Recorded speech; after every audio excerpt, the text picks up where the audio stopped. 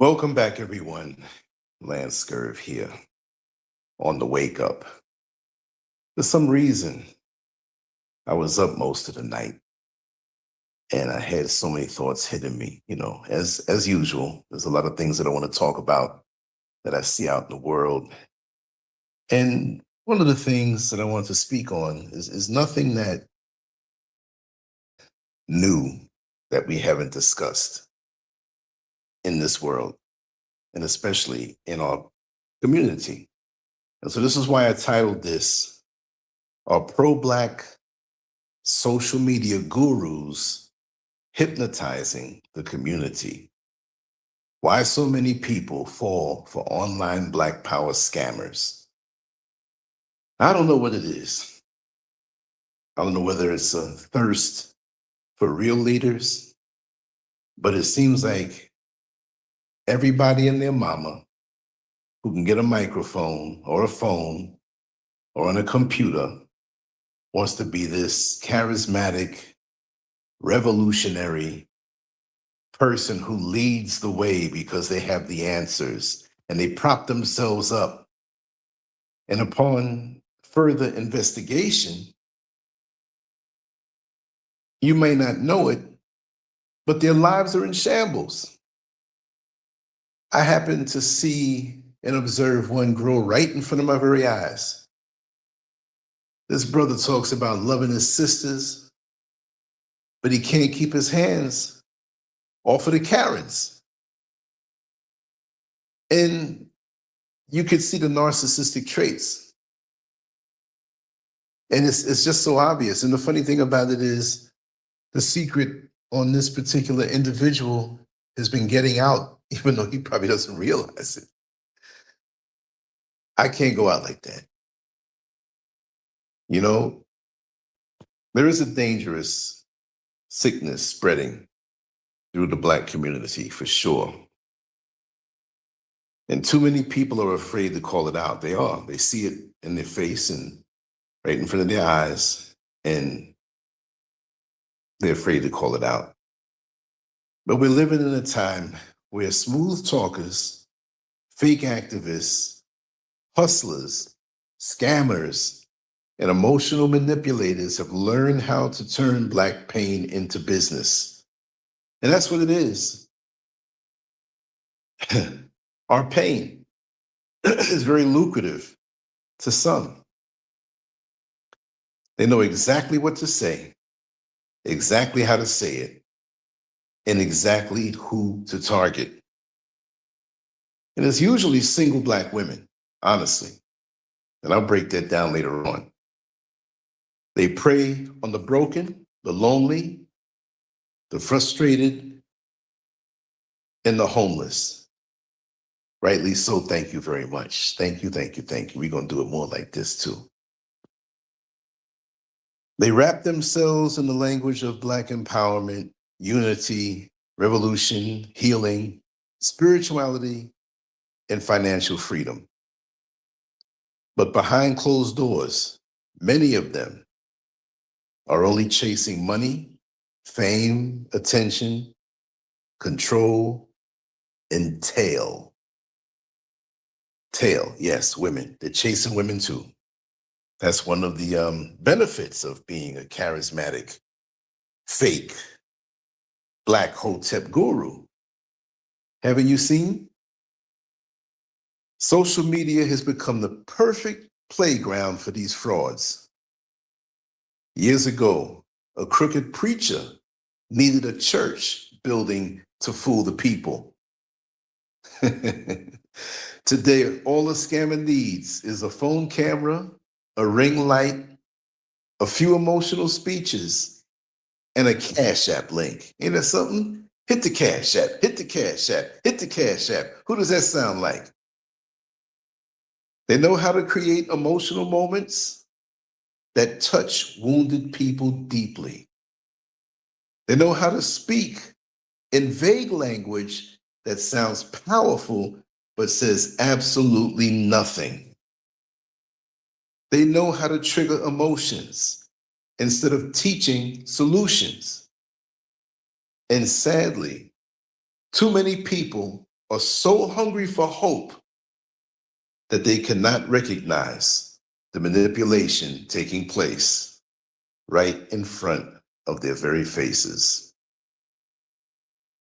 Many people in our community are mentally exhausted from years of struggle, disappointment, rejection, poverty, trauma, racism, and emotional pain, as well as all the things that all people go through. We have it even more.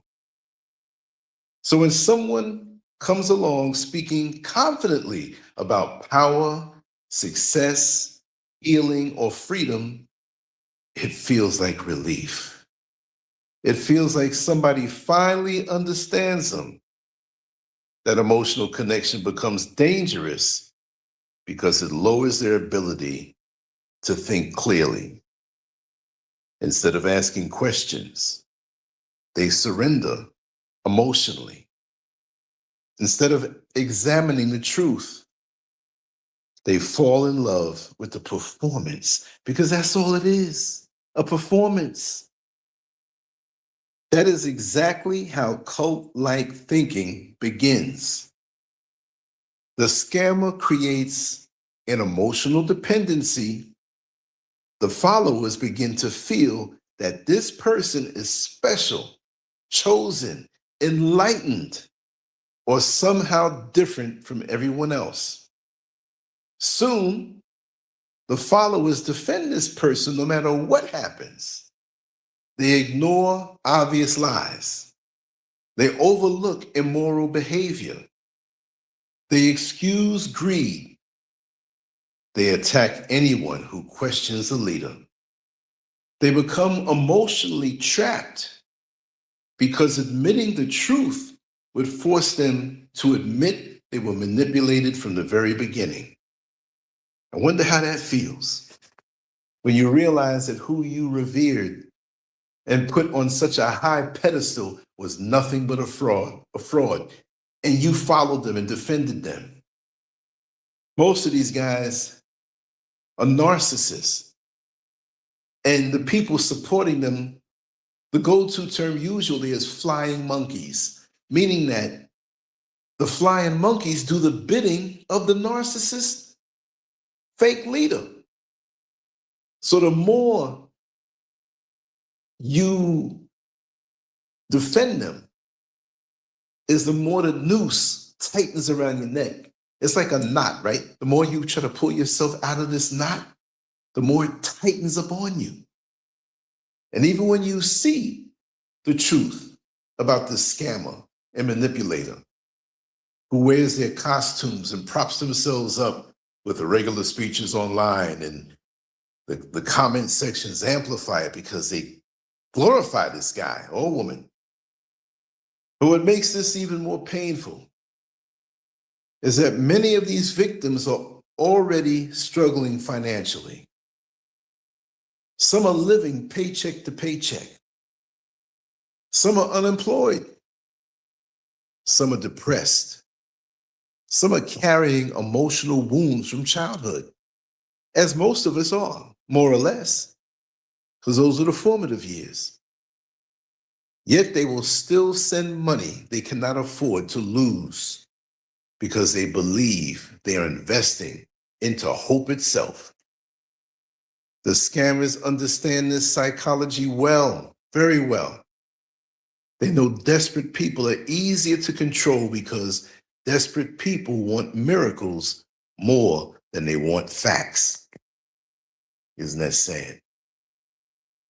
These frauds study human weakness, whether they realize it consciously or not. They know people crave belonging. They know people want purpose. They know many Black people are tired of feeling ignored, powerless, and disrespected by society. So the manipulator steps in and creates a fantasy world where the follower feels important and emotionally safe. They create an us versus them mentality where anybody outside the group becomes an enemy. And that's to protect that false leader, because he can't have anybody coming around and whispering into the ears of his followers who give him money, who support him, because he can't last that way. So he's got to tell you, leave those people alone. Don't talk to them. They're bad. Stay away from them. Only because they know the truth. One of the biggest weapons these scammers use is emotional stimulation. They know how to make people feel inspired for a short period of time. They speak with passion. They use dramatic phrases. They repeat catchy slogans. They present themselves as fearless truth tellers. But when you listen carefully, you realize there is often very little substance underneath all of the noise. The words sound deep, but they're empty. The followers are not reacting to truth. They're reacting to emotion. Another tactic is manufactured struggle. Many of these people constantly talk as if they are under attack from invisible enemies. They always claim someone is trying to silence them. They present themselves as victims even while collecting large amounts of money from supporters. This creates sympathy from the audience. The followers then feel responsible for financially rescuing the leader. It becomes emotional blackmail disguised as community support. These manipulators also know how to use guilt very effectively. They make followers feel guilty for not donating enough money. They imply that anybody who questions them is disloyal to the Black community itself. They connect financial support with morality. In other words, if you do not give them money, then somehow you are not down for the cause. See? This is psychological warfare against emotionally vulnerable people. And this is how they always work this way. I hope you can see it, because many of the people who are going to hear this are under the spell of these types of people. Social media makes the manipulation even stronger because people constantly see the content every single day. The fraud becomes part of the daily routine. The followers hear the same voice repeatedly until it starts to shape how they think. Repetition is powerful. If someone hears the same message enough times, eventually it begins to feel true, even when it is built on lies. This is why many followers become almost hypnotized. They stop thinking independently and begin repeating the same talking points over and over like programmed machines. I've seen this in people just in normal situations. You hang around a person long enough, and somebody very close to me was hanging around these people who I knew were really no good. And after maybe taking a trip through a shopping mall and eating a bit and talking, after several times, they started saying things just like the people they were hanging around. They started cussing like them, started saying things like them, even took on the spirit and started coming against me. I didn't have nothing to do with it. I said, those people are no good. They're going to use you. You're going to see that one day. And they definitely don't like me because they know I can see right through them. And that's how cult leaders and manipulators and scammers in the Black community, when they see somebody who's not falling for the game, they have to demonize them.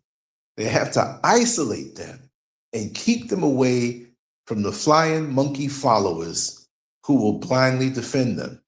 And I've gone through this personally. The scammers also create fake images of success.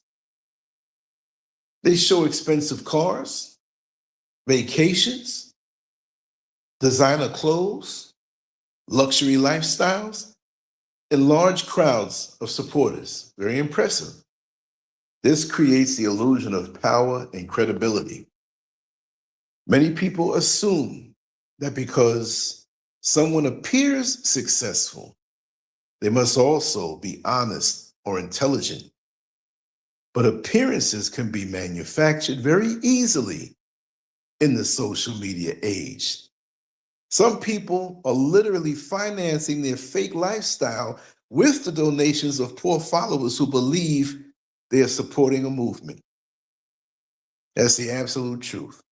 And you know what? It's going to happen again. There'll be more and more and more.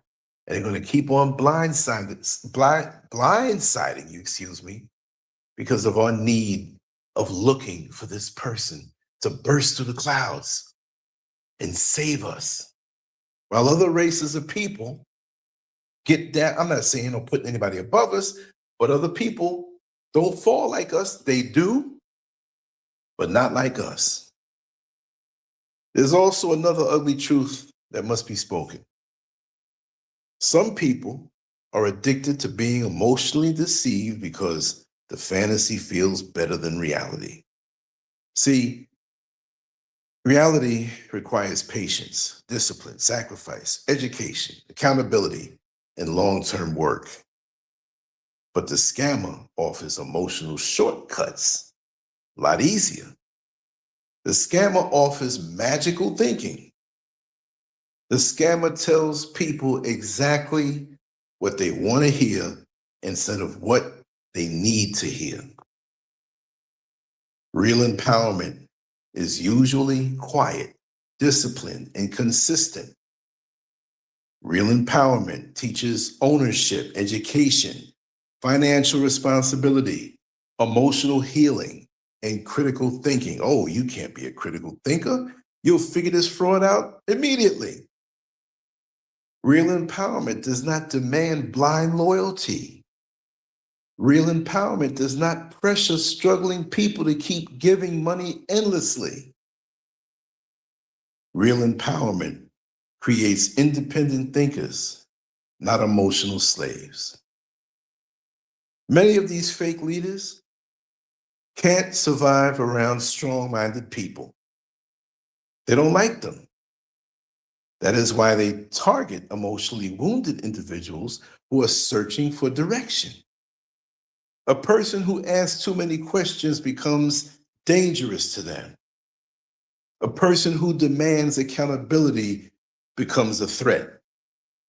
A person who refuses emotional manipulation exposes the entire scam.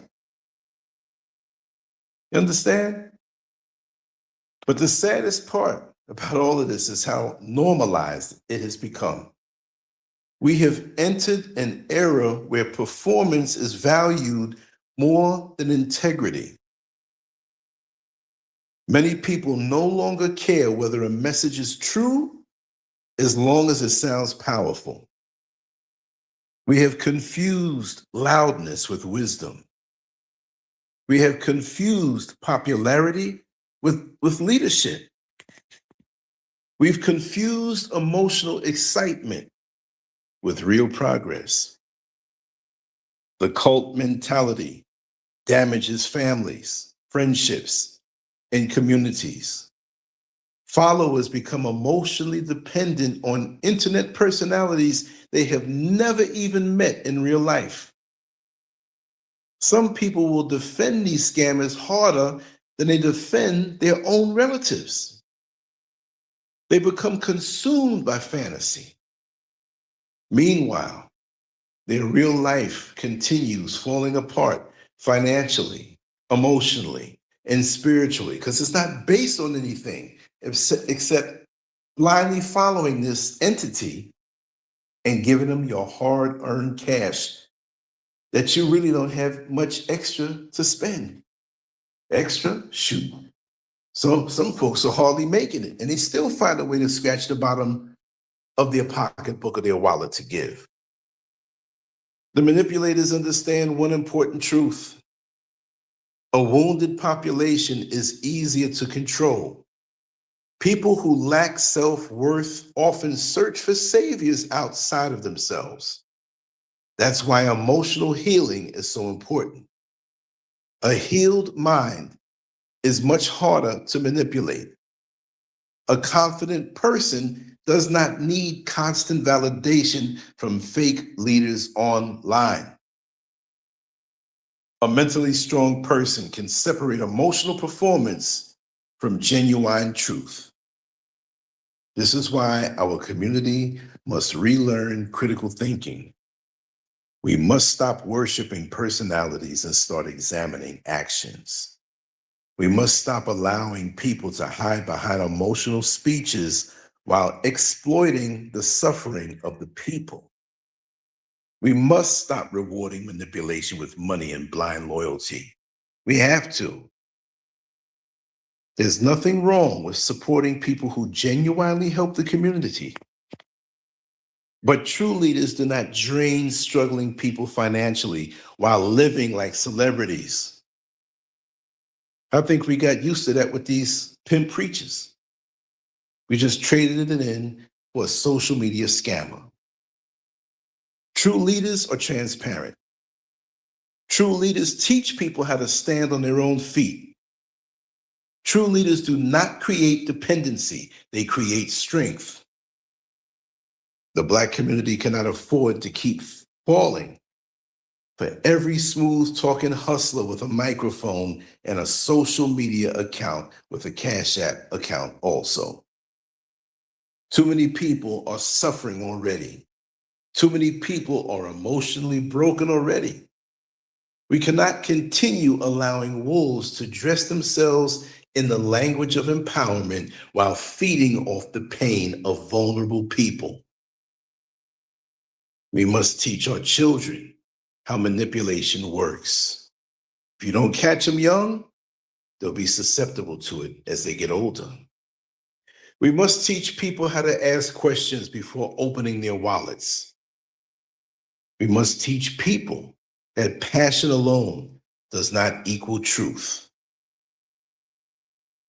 Anybody can memorize powerful words. Anybody can perform confidence online. But character always reveals itself over time. You can't last doing this forever. The greatest weapon against these scammers is awareness. Once people understand the tactics being used against them, the illusion begins to break. And some people take a little longer to understand this more than others. The spell loses power. The emotional fog starts to disappear. That is when people begin thinking for themselves again. The future of our community depends on emotional maturity, critical thinking, discipline, and real unity built on truth instead of performance. We need less celebrity worship and more accountability. We need less manipulation and more honesty. We need less emotional addiction and more mental strength. See, at some point, we must finally ask ourselves a painful question. How many more times are we going to let people get rich by selling us empty words while our communities continue to suffer? Until we answer that question honestly, the scammers will continue smiling all the way to the bank, while the people they fooled continue struggling in silence.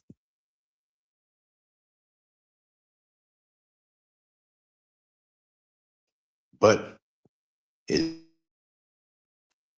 will continue to go on because it seems like we don't want to do the work. We don't want to heal ourselves. We don't want to take accountability from the fact that from our younger years, we may have been traumatized, and that leaves it open for us to be taken off by these scammers. I see it over and over and over and over again. And it's just amazing to me. It really is. Hope Rice, Sister Hope Rice, the Wolf Master. Yes, I'm glad you're here. Scrooge Greedy in the house.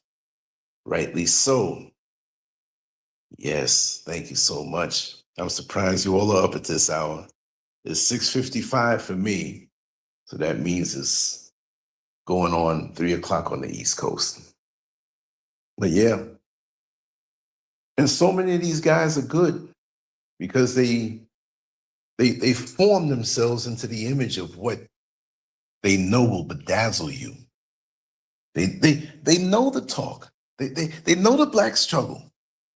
You know what I mean? They know the combination to our emotional locks. And they're going to keep coming because it feels too good. They getting money. They getting fame, status, notoriety, and all the women that they can sink their you-know-what into, as well as the love that comes from a woman when she believes that this man is a savior. Is sick. Listen, I'm not saying anybody in the chat room. I'm saying overall, Black people are sick. And it doesn't seem as though we're getting well enough fast enough. It just seems like while we see progress in a spotty fashion, overall, we're still falling behind. And see, we get fooled because we see some Black people living in nice homes and they have good college degrees and they're educated, but many of them are educated and not truly intelligent. So we think, oh, this is progress. But some of these same people will support people that are using us and sucking us down. And they'll take their success and overlay it with the doctrine of the scammer. So somebody gullible will say, oh my God, the scammer helped you get to this point? They won't ask that, but they put two and two together in the wrong way. So I don't know. I really don't know. Are we doing good? And thank you so much, Wolfmaster. And I'm just talking about these scammers. And please don't think I'm out here scamming to get people's money. Any donation you give, look, I'm on a limited income and it goes right on back into the platform as I've been doing this for years. All right. No, I don't have a vehicle. I'm taking the van like anybody else, right? I live very frugally, right? But I place it where it needs to be. So thank you so much. But I'm not out here trying to fool anybody. I am who I am. I enjoy what I do. And I'm going to speak on things. And I'm going to continue to do so because I've known some frauds personally. And when they saw that I wasn't getting down with them, they never asked me to. But once I saw it and they saw that I wasn't really too pleased with what I saw, I was demonized, isolated, demonized. Some bad things said about me. And the funny thing is, the people believed it. They believed it. They ran with it.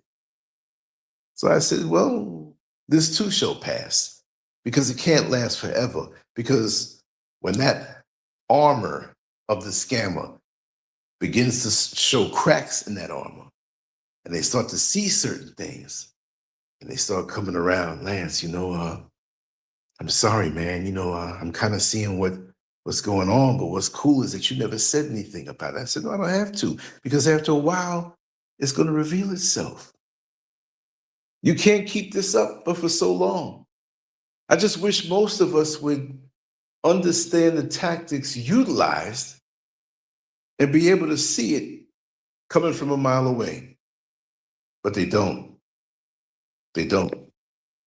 You see? So it is what it is,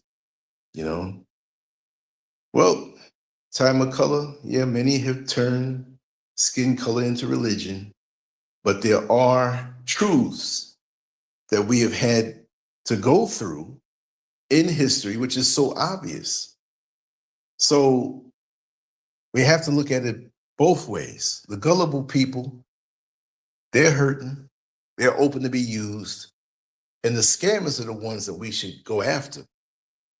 Just the same way we have religious scammers who do it in such a low-key, shrewd way and have us believing that somebody else that doesn't look like us is our savior, or we have to sit around and wait to be saved while everybody else is creating their future, creating their new world through unity.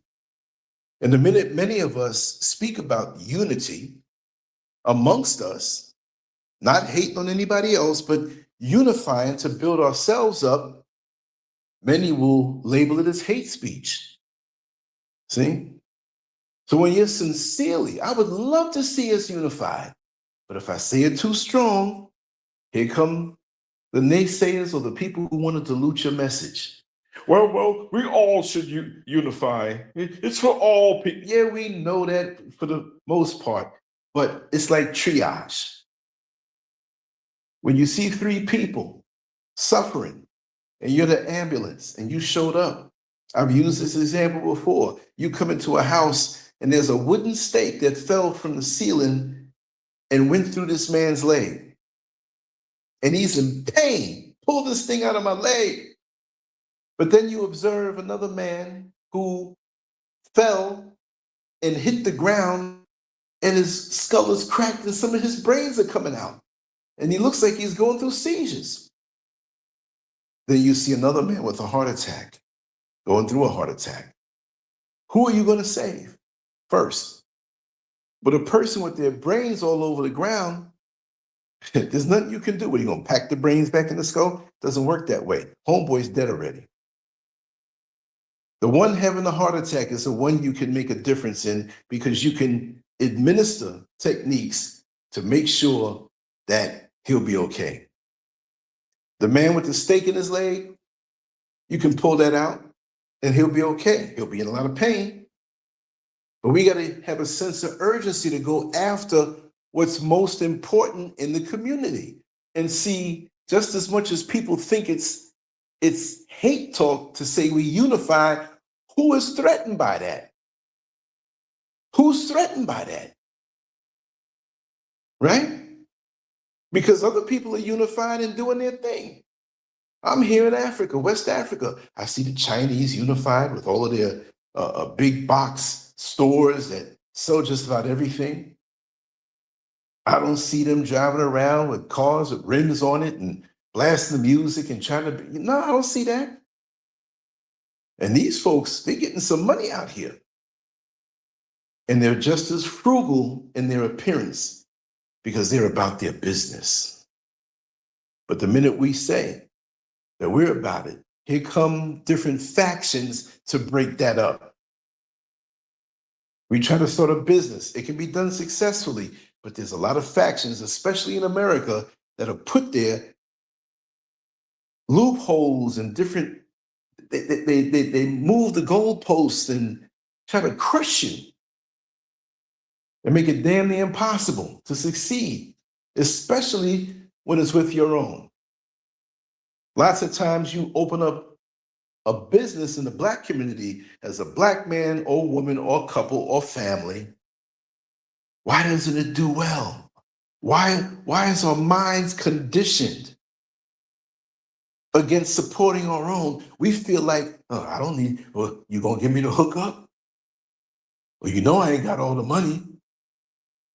But when the Chinese open up the Chinese restaurant takeout joint in the Black neighborhood, we scraping up pennies. Well, you know, you can't go there with the less money, so let me go in the penny jar and see if I can get $5 worth of pennies to go pay these people. You go out of your way because you know they're about that business. But you don't think that they're gonna have more than you because, see, many of us think that other people are supposed to have more than us, that we can't capitalize on our unity, that we are just perpetually downtrodden. singing the blues and how bad things are and everything. And we gather on that until the scammer comes along. That's the only time we'll give, because he'll cater to, in the beginning, our damaged mindset. And it feels good that he understands how it is. You see what I mean? Them Indians coming to the neighborhood, 7-Elevens and gas stations and hotels, you gonna pay that money without a doubt. But let the black man or woman open up a business in our own communities. And how dare they? See, black folks ain't gonna really say that, right? But in the back of their mind, who you think you are opening up a business? I gotta pass you by every day to go work for somebody who don't look like me, and you're gonna sit right here in the neighborhood and have a business and you chilling. Do you know what it takes to start a business? You better be glad that brother or sister is trying to put it in the neighborhood so you can reap the benefits. That you have somebody there who looks like you and talks like you and can inspire you. And if you start a business, they'll support you. But they all of a sudden become the enemy. And other people are not going to support it. So eventually it dies. Their own family members are not going to support it. They're not going to do it. They're not going to do their part. Nah, I need to get more money. I've been working at this thing with you to get this business going on for 2 years, and that's all you can pay me? When that's undergirding your life, give of yourself selflessly, not selfishly. Within your own family circle, you coming home to the same home, you flicking on the same lights, you eating out of the same pot, and you're going to complain about not making this big salary? You ain't going to go to the white man's job and demand that on his business. See, that's the problem with us. We don't see the overall, but see, the scammers come in and make you feel good for the way you feel, instead of challenging you to stand on your own 2 feet and showing you how to do so. See, you ain't a scammer if you're doing the healing and helping the people to heal so they can stand up and be strong and independent. I wouldn't want to appear like any kind of scammer. I'll be transparent. That's the only way I know.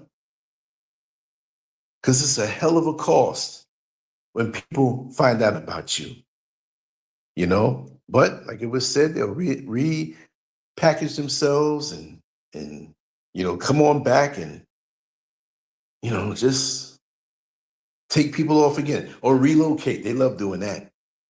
And like the Wolfmaster said, starting a business is extremely hard. They won't tell you those Asians and Indians are living in that business for 3 to 5 years before it turns a profit. Yes, I've seen it. I grew up in New York City, born in Manhattan, raised in Queens, but a city boy all the way through in all parts, all 5 boroughs. I know that place so well. I lived there almost 40 years out of my 63 years. And next door to me, there were some Indians who bought the house. Well, they were Indians, but they were from Guyana, but they were Indians nonetheless.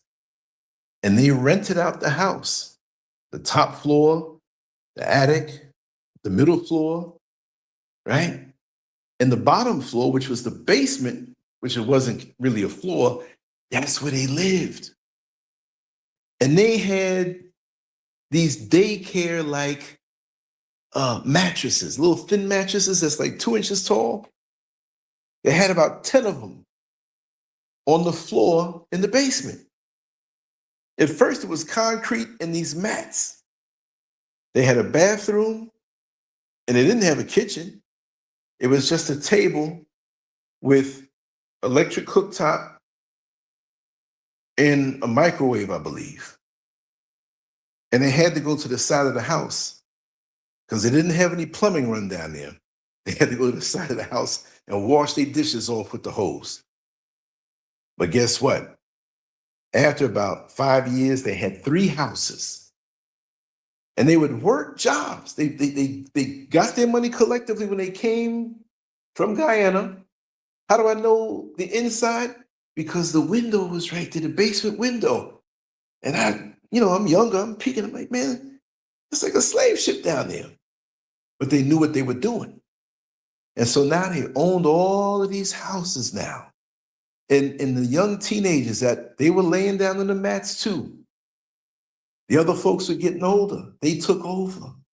And they had businesses. Then they got commercial properties. And the most expensive vehicle I saw them drive was a Honda Accord. That was a big thing for them to have a brand new Honda Accord. And that Honda Accord was passed down and passed around to the family members who needed it.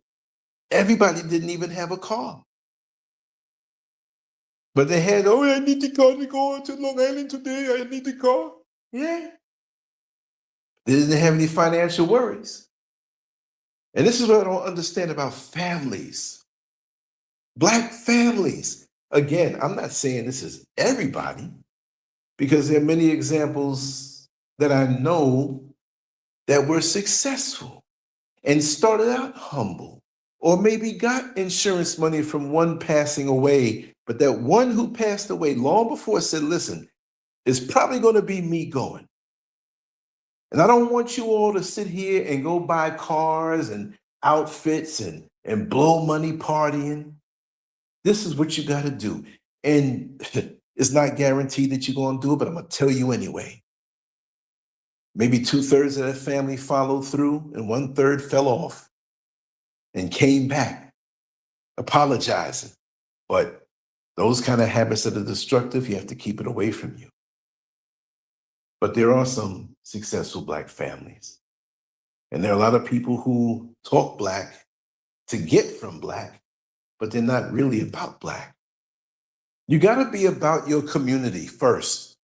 You got to be about where you're from first. Even if you move somewhere else, look, I'm not putting myself on a pedestal. I live in West Africa. Yes, I'm around African Black people, many of whom have a different mindset because they don't understand America. But my heart and soul and my spirit is still there. It'd be easy for me to say, I ain't saying about no America. I got it made. I'm away from that place. But there's issues here. And there are many who are here who wouldn't understand me if I started speaking on the issues here, because in their mind, I'm a foreigner. There are many who embrace me as a Black brother. Welcome home, welcome home. Yes, we have that. But many people, more than not, see me as a foreigner. So if I start speaking on the issues here, it may not be accepted as one who was born here locally and came up through the ranks. It's perception, y'all. And this is why we have to understand that no matter where we go in the world, we have the same enemies. And we can't be our own enemies on top of the enemies that we have outside. And the only reason why many of them seem like they're cooling out on us without being so obvious is because we're doing a good job destroying ourselves. You see? That's what it's all about. But many people can't see it. And realistically, as much as I talk this way and hope for the best and stuff, I'm not a doomsayer. But I know we're going to be jacked up after I leave this earth to a point. It's not going to happen overnight. And that's the problem we're all looking for, that we're going to have this one moment and it's all going to come together. No, it's not. A lot of us are messed up. And it's not going to be all of us who change and save ourselves. A lot of us are on the trajectory to be doomed. And it hurts. But then again, every sperm never hit the egg either, did it? You get that one sperm or two to hit the egg. All the other ones fell away by the wayside. Some of them swimming in the wrong direction. There's that one that knew exactly where it had to go. And so many fell off.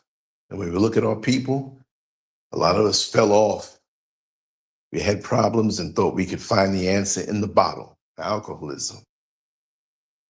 We had problems and we would lash out in our own anger, which is righteously born, but we should have directed it in a different way. But it ended us in prison because we killed somebody or did something we shouldn't have done. A lot of us seek to douse our pain and pleasure. So you have these brothers who pay for the pleasure and eventually their bloodstream is compromised and they're out of here. There's so many things that we can get into that make us fall by the wayside. And we have a better chance than sperm. Because there's only really that one sperm that's going to get it out of millions of sperm. It's not just one of us that can make it, but we do it to ourselves. The main word to me is accountability. And even with the scammers, they know that we want to skirt accountability because we know the pain that we're through. Some of us say, you know what, I'm gonna face this thing. I'm gonna heal myself. I'm gonna take accountability for what I've been doing against progress, and I'm gonna make it. And some don't want to face it. They put their heads in the sand. But we still have to elevate their minds and let them know why things are the way it is. That's our job as people who are conscious, people who understand that at least I'm not going to use it against you to benefit me. I just want to let you know what the deal is and where your pain is coming from. And what little I know, I'll share it and help you because people have helped me. So whatever wisdom we have, we need to share it. But too many of us get to a certain point of consciousness and we put our ass on our shoulders. Look, that nigga, he on his own, man. I did mine. He got to get his. Ain't it something?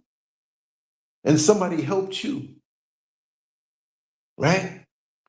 I don't understand. But it's something I'm always going to talk about, no matter what topic I talk about. It's always going to come around to that. I can't be quiet. I can't. It hurts me. I'm on social media a lot. I make stuff and create stuff. I'm a creator. I make stuff, but I have to monitor what's out there and I see. And I'm going to talk about it. I'm not going to be quiet about it. I'm not going to let it happen and not do something about it and actually live it. What do? This is what I do. I take care of myself. I take my walks. I go into town. I live a very peaceful, frugal life. And I'm not going to say that, oh, because of that, no. I have energy now more so to focus on what I need to focus on. And I like to speak on these issues. So I'm not, if I reach 10 million people, fine. But that's not the goal. If somebody hears this 2 years after I'm dead, I still did my job. You see what I mean? Because I'm all right. I'm not trying to take more than what I need. I'm not trying to get more out of ego. Yeah, I'm gonna put this outfit on, man. I'm gonna walk down to the club, walk down the street. They're gonna see, man, I'm gonna get that jewelry and what is all of that? I get off on being free and not trapped from the materialistic foolishness that's out there. Yes, this is a sizable home, and it ain't done yet. We took what we had, sold it, and came out here. Sister Hope Rice has been inside my home. See? Face to face. We know each other several times. She's my sister. And all of you, all of my brothers and sisters, you don't want to come out here, come out here. I got some people coming out here soon. Blood, sweat, and tears. We designed it, put it together, whatever. That's it. Man, you ain't driving, man. You should be rolling. I don't need to right now. I need my structure the way I need it. Very efficient. I got my supermarket in the backyard. I want to get my solar power soon. I want to be totally independent off the grid. Got a borehole, pull water about the ground, right? Got to think ahead of time. So now what do I have to spend on when I have everything in place? I got some equipment that I had from years ago in Orlando. If it's working, I'm going to keep working it. I'm not into trying to impress anybody because they're going to think they're going to think lower you anyway. I'm not performing for nobody. I'm sorry, I can't do it. No, it's not how I get down. So anyway, I think this morning I got up, and like I said, I had to speak on this. It's 7:20 in the morning here in West Africa, eastern region of Ghana. It's a beautiful view that I'm looking at right now, and it's so soothing, so healing is what I needed. And American society can really run a game on you. And kudos to all that are still strong, that are still there. Doesn't mean you have to leave, because you can find peace from within. I just kind of like it where I am, because I have been through so many traumatic experiences. The day I was born, and that white doctor smacked me in the head at Columbia Presbyterian Hospital on 168th and Broadway. On April 8th, 1963, 5:34 in the morning. I said, whoa, it's going to be a rough ride over here. And later on, Malcolm X was shot right across the street. And that's the hospital that they wheeled him to. And I was about a mile away as a young kid. It's something how life is when you think about it. So many degrees of separation. And we're all connected and don't realize it. Somehow, some way, we're all connected. I'll tell you a story, a quick one. There's a young lady that I connected with online, and she grew up with an old girlfriend of mine that passed away a couple of years ago. What's the chance of that happening? And now we've become good friends online. You know, you just never know. That's why you got to be careful how you carry yourself. You don't know. Yeah, a lot of people do dirt in different times of their life. I understand that, but face it and move on. Don't be a fraud. Don't be fake. The facade, there's always somebody seeing it. You know, when you have when you're utilizing a facade in your life and you're doing stuff, and it doesn't mean everybody has to be holy or perfect. You aim for perfection knowing you're not gonna be perfect, right? But having a facade and thinking you're fooling people is like wearing a hospital robe that doesn't cover your backside. You know them the little cheap robes they give you, and you got the string to pull behind you, but the crack of your behind is out. But don't think that nobody's going to not see the crack of your behind, that nobody's not going to see what you're trying to hide behind the facade. There's always somebody that's going to see it. Trust and believe. Like that pastor that was seeing the older sister of one of my old girlfriends. We were sitting up there at 3 o'clock in the morning in the front porch, and here he comes. Saturday night, to go upstairs on the second floor with her sister for an hour or two, to go home and get some rest, to go preach the sermon in the morning time. And he was in shock when he saw me. Now, I knew him real good before. Somebody's going to see it. Somebody's going to know it. There's always going to be a way it's revealed. Own up to it. Heal. Do what you got to do. Make yourself better, because this life is not super long at all. It's like I was 25 years old and blinked my eyes. Now I'm 63. But it's all right. I know that we're energy. We continue on. But as long as you make your energy a better energy, everything is going to be all right. Listen, when you were born, you came from somewhere. You were crying. You didn't know what the hell was going on, but you came from somewhere. You didn't want to leave where you were. You were in the womb. Before that, where were you? We going somewhere. Let's gain as much wisdom as we can and inner peace and healing so we don't take the same crap and trauma to the next level, especially if it's something that is self-inflicted that we're doing. That's a whole other different topic. Anyway, I'm probably going to wrap this down right now and just want to let you know that I appreciate you and thank you for, being here through my little rant, what I wanted to talk about. And I'm always open to other topics. Let me know. I can do it on a whim. I do have time to do it. It's not a problem. If there's any interviews you want or somebody that you need to have interviewed, send them my number. My number's there.